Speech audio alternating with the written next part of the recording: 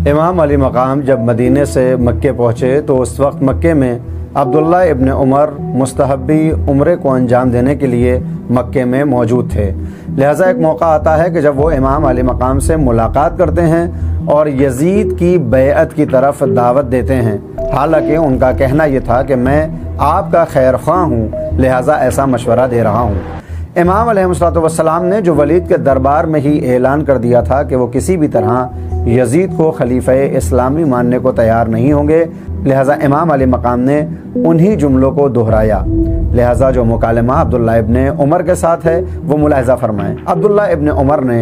इमाम अलैहिस्सलाम से कहा, अबा अब्दुल्ला,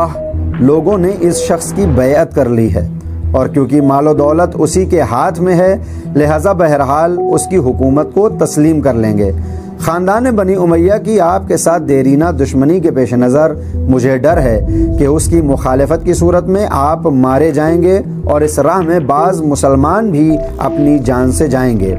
मैंने रसूलुल्लाह से सुना है, आपने फरमाया था कि हुसैन मारे जाएंगे और अगर लोगों ने उनकी हिमायत व नुसरत न की तो जलीलो ख्वार होंगे।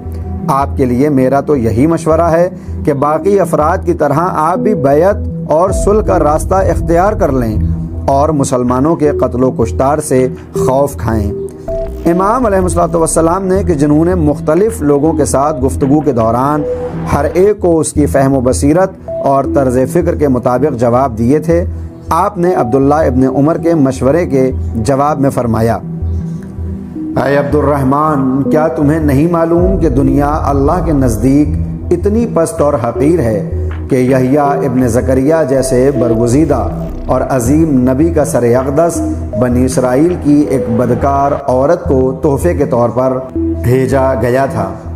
क्या तुम नहीं जानते कि बनी इसराइल खुदा की नाफरमानी में इस हद तक आगे बढ़ गए थे कि तुलुए फजर से तुलुए शम्स तक के दरमियानी अरसे में 70 पैगंबरों को कत्ल करते थे और फिर इस तरह ख़रीद व फ़रोख्त और रोज़मर्रा के कामों में मशगूल हो जाते थे जैसे कुछ किया ही न हो, और खुदावंद मुताल ने उन पर अपने अजाब में उजलत नहीं की बल्कि उन्हें ढील देता रहा, यहाँ तक कि आखिरकार इसी कादिर और मुंतकिम ने उन पर शदीद तरीन गिरफ्त की। इमाम ने मज़ीद फरमाया, ऐ अबू अब्दुर्रहमान, खुदा से डरो और हमारी मदद व नुसरत से किनारा कश न हो। शेख सदूक ने नकल किया है कि जब अब्दुल्ला इब्न उमर ने अपना मशवरा बेसूद होते देखा तो अर्ज़ किया, है अबा अब्दुल्लाह, मेरी ख्वाहिश है कि जुदाई के इस लम्हे में आपके बदन के उस हिस्से को चूमूं जिसे रसूल खुदा चूमा करते थे। आपने अपना कुर्ता ऊपर किया और अब्दुल्लाह इब्न उमर ने हज़रत के सीने के कुछ नीचे का हिस्सा 3 मरतबा चूमा और रोते हुए कहा, अस्तौदिउका या अबा अब्दुल्लाह, है अबा अब्दुल्लाह, आपको खुदा के सिपुर्द करता हूँ और अलविदा कहता हूँ क्योंकि इस सफ़र में आप कत्ल कर दिए जाएंगे। इमाम अली मकाम के साथ अब्दुल्ला इब्न उमर का ये रवैया